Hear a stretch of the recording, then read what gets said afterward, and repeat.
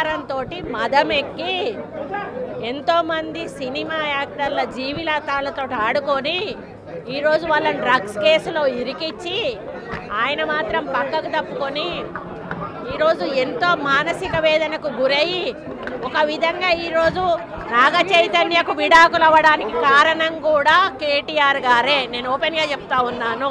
మీరు ఎంక్వైరీ కొండా సురేఖ దొంగ ఏడుపులు దొంగ మాటలు మాట్లాడుతుంది. గతంలో ఫోన్ ట్యాపింగ్ సంబంధించి హీరోయిన్ల ప్రస్తావన మాట్లాడారు కదా, అప్పుడు ఆమె మహిళ కాదా? అప్పుడు ఆ మనోభావాలు దెబ్బతిన్నట్టు ఎందుకు మాట్లాడలేదు? ఆ రోజు కూడా మాట్లాడినా ఫోన్ ట్యాపింగ్లు చేశారు అనేటువంటి విషయంలో కూడా నేను మాట్లాడినా. ఆయన వినకపోతే ఉంది అని చెప్పి వాళ్ళ మనోభావాలు దెబ్బతీశారంటున్నాడు. ఫోన్ ట్యాపింగ్ అవును చేసింది ఎవరు? మీరే కదా. మీరు చేయడం అనేది తప్పు అని చెప్పి మేము బహిర్గతం చేసాం కానీ పేర్లు చెప్పలేదు కదా. ఈ రోజు నేను చెప్తా ఉన్నా కదా, నాగ చైతన్య సామంత్య విడిపోవడానికి కారణం కేటీఆరే.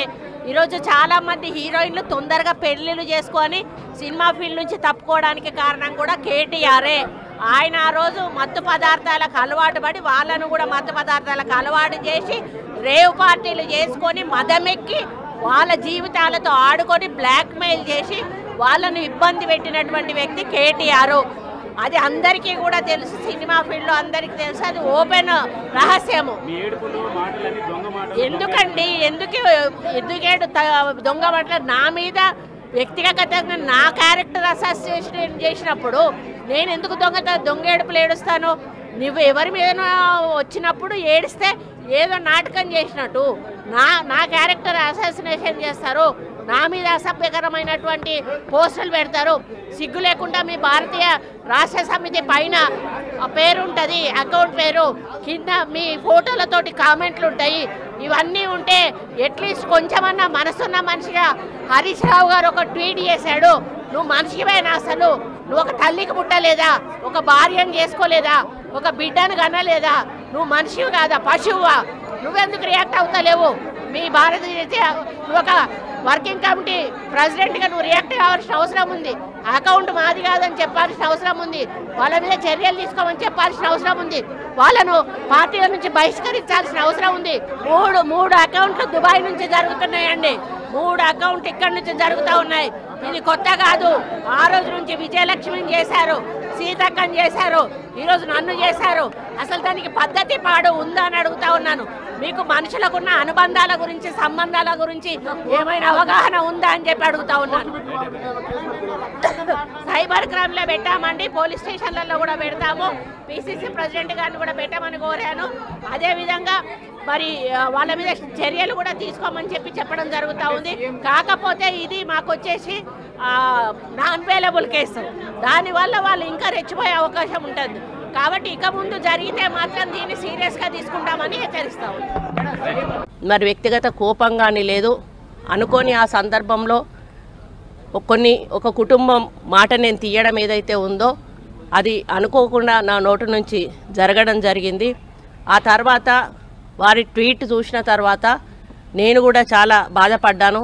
ఎందుకంటే ఏ విషయంలో నేనైతే బాధపడతా ఉన్నానో ఆ విషయంలో నేను ఇంకొకరిని నొప్పించాను అని తెలిసి రాత్రి వెంటనే మరి దాన్ని వెనక్కి తీసుకుంటూ నేను ట్వీట్ చేయడం జరిగింది.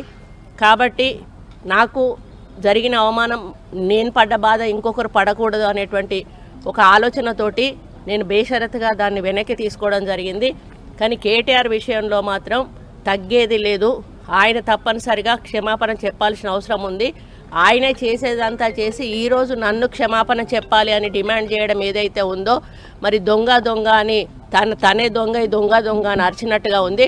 ఆ విషయంలో మాత్రం ఎట్టి పరిస్థితుల్లో కూడా వెనక్కి తగ్గేది లేదు. భవన్లో మాట్లాడేటప్పుడు మరి కేటీఆర్ గారు క్యారెక్టర్ గురించి, మరి వారి గతంలో వారు చేసినటువంటి కార్యక్రమాల గురించి, మహిళల మీద వారికి ఉన్నటువంటి మరి చులకన భావం గురించి మాట్లాడుతూ మరి ఆయన నన్ను రొచ్చగొట్టే విధంగా మాట్లాడినప్పుడు నేను భావోద్వేగానికి లోనై మరి కొన్ని ఆయన మీద నేను విమర్శలు చేయాల్సిన అవసరం వచ్చింది.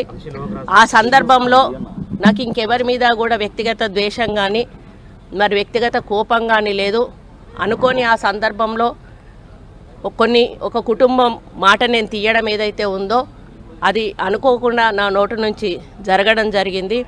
ఆ తర్వాత వారి ట్వీట్ చూసిన తర్వాత నేను కూడా చాలా బాధపడ్డాను. ఎందుకంటే ఏ విషయంలో నేనైతే బాధపడతా ఉన్నానో ఆ విషయంలో నేను ఇంకొకరిని నొప్పించాను అని తెలిసి రాత్రి వెంటనే మరి దాన్ని వెనక్కి తీసుకుంటూ నేను ట్వీట్ చేయడం జరిగింది. కాబట్టి నాకు జరిగిన అవమానం, నేను పడ్డ బాధ ఇంకొకరు పడకూడదు అనేటువంటి ఒక ఆలోచనతోటి నేను బేషరతుగా దాన్ని వెనక్కి తీసుకోవడం జరిగింది. కానీ కేటీఆర్ విషయంలో మాత్రం తగ్గేది లేదు. ఆయన తప్పనిసరిగా క్షమాపణ చెప్పాల్సిన అవసరం ఉంది. ఆయనే చేసేదంతా చేసి ఈరోజు నన్ను క్షమాపణ చెప్పాలి అని డిమాండ్ చేయడం ఏదైతే ఉందో, మరి దొంగ దొంగ అని తనే దొంగ దొంగ దొంగ అని అరిచినట్టుగా ఉంది.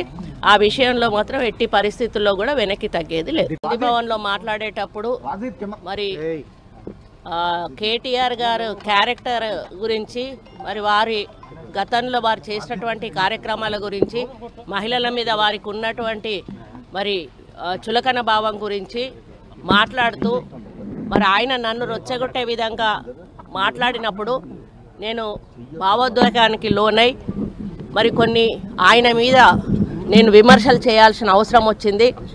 ఆ సందర్భంలో నాకు ఇంకెవరి మీద కూడా వ్యక్తిగత ద్వేషం కానీ మరి వ్యక్తిగత కోపం కానీ లేదు. అనుకోని ఆ సందర్భంలో ఒక కుటుంబం మాట నేను తీయడం ఏదైతే ఉందో అది అనుకోకుండా నా నోటి నుంచి జరగడం జరిగింది. ఆ తర్వాత వారి ట్వీట్ చూసిన తర్వాత నేను కూడా చాలా బాధపడ్డాను. ఎందుకంటే ఏ విషయంలో నేనైతే బాధపడతా ఉన్నానో ఆ విషయంలో నేను ఇంకొకరిని నొప్పించాను అని తెలిసి రాత్రి వెంటనే మరి దాన్ని వెనక్కి తీసుకుంటూ నేను ట్వీట్ చేయడం జరిగింది. కాబట్టి నాకు జరిగిన అవమానం, నేను పడ్డ బాధ ఇంకొకరు పడకూడదు అనేటువంటి ఒక ఆలోచనతోటి నేను బేషరతుగా దాన్ని వెనక్కి తీసుకోవడం జరిగింది. కానీ కేటీఆర్ విషయంలో మాత్రం తగ్గేది లేదు. ఆయన తప్పనిసరిగా క్షమాపణ చెప్పాల్సిన అవసరం ఉంది.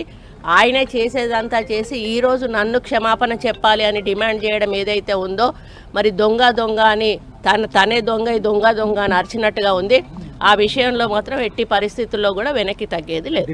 భవన్లో మాట్లాడేటప్పుడు మరి కేటీఆర్ గారు క్యారెక్టర్ గురించి, మరి వారి గతంలో వారు చేసినటువంటి కార్యక్రమాల గురించి, మహిళల మీద వారికి ఉన్నటువంటి మరి చులకన భావం గురించి మాట్లాడుతూ మరి ఆయన నన్ను రొచ్చగొట్టే విధంగా మాట్లాడినప్పుడు నేను భావోద్వేగానికి లోనై మరి కొన్ని ఆయన మీద నేను విమర్శలు చేయాల్సిన అవసరం వచ్చింది. ఆ సందర్భంలో నాకు ఇంకెవరి మీద కూడా వ్యక్తిగత ద్వేషం కానీ మరి వ్యక్తిగత కోపం కానీ లేదు. అనుకోని ఆ సందర్భంలో ఒక కుటుంబం మాట నేను తీయడం ఏదైతే ఉందో అది అనుకోకుండా నా నోటి నుంచి జరగడం జరిగింది. ఆ తర్వాత వారి ట్వీట్ చూసిన తర్వాత నేను కూడా చాలా బాధపడ్డాను. ఎందుకంటే ఏ విషయంలో నేనైతే బాధపడతా ఉన్నానో ఆ విషయంలో నేను ఇంకొకరిని నొప్పించాను అని తెలిసి రాత్రి వెంటనే మరి దాన్ని వెనక్కి తీసుకుంటూ నేను ట్వీట్ చేయడం జరిగింది. కాబట్టి నాకు జరిగిన అవమానం, నేను పడ్డ బాధ ఇంకొకరు పడకూడదు అనేటువంటి ఒక ఆలోచనతోటి నేను బేషరతుగా దాన్ని వెనక్కి తీసుకోవడం జరిగింది. కానీ కేటీఆర్ విషయంలో మాత్రం తగ్గేది లేదు. ఆయన తప్పనిసరిగా క్షమాపణ చెప్పాల్సిన అవసరం ఉంది. ఆయనే చేసేదంతా చేసి ఈరోజు నన్ను క్షమాపణ చెప్పాలి అని డిమాండ్ చేయడం ఏదైతే ఉందో, మరి దొంగ దొంగ అని తనే దొంగ దొంగ దొంగ అని అరిచినట్టుగా ఉంది. ఆ విషయంలో మాత్రం ఎట్టి పరిస్థితుల్లో కూడా వెనక్కి తగ్గేది లేదు. భవన్లో మాట్లాడేటప్పుడు మరి కేటీఆర్ గారు క్యారెక్టర్ గురించి, మరి వారి గతంలో వారు చేసినటువంటి కార్యక్రమాల గురించి, మహిళల మీద వారికి ఉన్నటువంటి